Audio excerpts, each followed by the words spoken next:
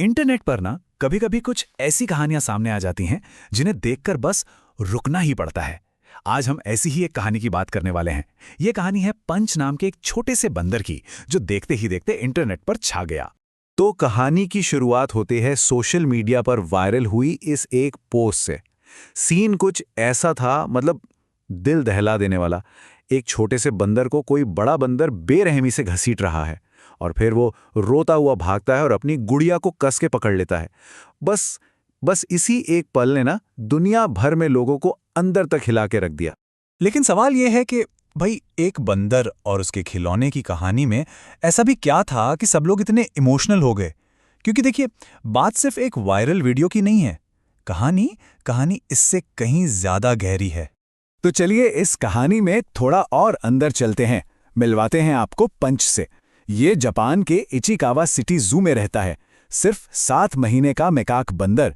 और हाँ, ये है इसका सबसे खास दोस्त, एक ओरंगुटन का खिलौना। लोग इसे प्यार से ओरा मामा भी बुलाते हैं। तो वायरल वीडियोस में क्या दिखा? यही कि पंच ना ज्यादातर दूसरे बंदरों से थोड़ा दूर अपने इस खिलौने को जोर से पकड़े रहता था। खास तौर पे तब जब कोई बड़ा बंदर उसे डराता धमकाता, वो सीधा भागकर इसी खिलौने की पनाह में आ जाता था। मतलब साफ था, ये खिलौना सिर्फ खेलने की चीज नहीं थी, ये तो उसके लिए एक इमोशनल शील्ड, एक सुरक्षा कवच जैसा था। पर सवाल वही है, पंच ऐसा कर क्यों रहा था? और इसका जवाब इन वायरल क्लिप्स में नहीं है। जवाब मिलेगा उसकी कहानी की शुरुआत में। तो देखिए, पंच की जिंदगी के जो पहले 7 महीने थे वो कुछ ऐसे गुजरे। जन्म के ठीक बाद ही उसकी मां ने उसे छोड़ दिया। वजह शायद ये थी कि गर्मी बहुत ज्यादा थी और डिलीवरी में दिक्कत हुई। इसके बाद क्या हुआ, जू कीपर्स ने उसे इंसानों के बीच रखकर 24 घंटे उसकी देखभाल की। और फिर जब वो 7 महीने का हो गया तो उसे वापस बंदरों के झुंड में मंकी माउंटेन में भेज दिया गया। और बस यहीं से उसकी असली मुश्किल शुरू हो गई। अब यहां से कहानी एक बहुत ही दिलचस्प मोड़ लेती है। पंच का ये जो बर्ताव था ना, ये सिर्फ एक इमोशनल कहानी नहीं है। इसके पीछे एक गहरा विज्ञान है, मनोविज्ञान, मतलब साइकोलॉजी की भाषा में इसे कहते हैं ट्रांजिशनल ऑब्जेक्ट। इसका मतलब है कोई ऐसी चीज जो मुश्किल समय में, तनाव में या अकेलेपन में एक तरह का सुकून दे, एक कंफर्ट दे। बिल्कुल वैसे ही जैसे कोई छोटा बच्चा अपने किसी खास खिलौने या कंबल के बिना रह नहीं पाता है ना। बस पंच के लिए उसका वो ओरंगुटन खिलौना बिल्कुल वही चीज थी। और पता है, इस बात को 1950s में हुए एक बहुत मशहूर एक्सपेरिमेंट ने साबित भी किया था, हार्लो के मंकी एक्सपेरिमेंट्स। इसमें बंदर के बच्चों को 2 तरह की नकली मां दी गई। एक थी लोहे के तार की बनी जो खाना मतलब दूध देती थी, और दूसरी थी मुलायम कपड़े की जो सिर्फ आराम देती थी, खाना नहीं। नतीजा क्या निकला? बंदर के बच्चों ने हमेशा उस मुलायम कपड़े वाली मां को चुना। इस एक्सपेरिमेंट से ये साफ हो गया कि इमोशनल सिक्योरिटी, वो जो आराम और जुड़ाव की जरूरत है, वो खाने पीने जैसी बेसिक जरूरत जितनी ही या शायद उससे भी ज्यादा जरूरी है।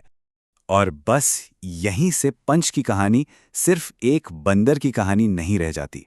ये एक बड़ी तस्वीर दिखाती है उन सभी जानवरों की जो कैद में रहते हैं। देखिए, वर्ल्ड एनिमल प्रोटेक्शन के मुताबिक कैद में रहने वाले कई बंदरों की यही कहानी है। उन्हें बहुत छोटी उम्र में ही परिवार से अलग कर दिया जाता है। इसका नतीजा ये होता है कि वो अपनी जिंदगी के जरूरी सोशल स्किल्स, जैसे कि ग्रूमिंग करना, मतलब एक दूसरे को संवारना या आपस में झगड़े सुलझाना, ये सब सीख ही नहीं पाते। और इसका असर उनके मानसिक स्वास्थ्य पर बहुत ही गहरा और लंबा असर पड़ता है। तो समझने वाली बात यह है कि बचपन का ये जो शुरुआती लगाव होता है ना, ये किसी इमारत की नींव की तरह है। यही चीज आगे की पूरी जिंदगी के सोशल बिहेवियर को तय करती है। और अगर ये नींव ही कमजोर रह जाए तो फिर किसी भी ग्रुप में, किसी भी समाज में अपनी जगह बनाना, घुलना मिलना लगभग नामुमकिन सा हो जाता है। लेकिन पंच की कहानी सिर्फ मुश्किलों की कहानी नहीं है, इसमें एक उम्मीद भी है, एक पॉजिटिव मोड़ भी है। तो चलिए वापस पंच की जिंदगी में लौटते हैं और देखते हैं कि आखिरकार हुआ क्या। आगे क्या हुआ ये समझने के लिए पहले एक शब्द समझना बहुत जरूरी है, ग्रूमिंग।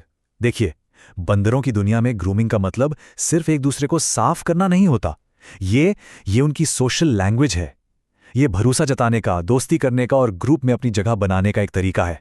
अगर कोई आपको ग्रूम कर रहा है, मतलब वो आपको अपना रहा है। तो हुआ ये कि शुरू में पंच ने झुंड के साथ जुड़ने की बहुत कोशिशें की, लेकिन ये इतना आसान नहीं था। वो थोड़ा हिचकिचाता था और दूसरे बंदर भी उसे आसानी से अपने ग्रुप में शामिल नहीं कर रहे थे।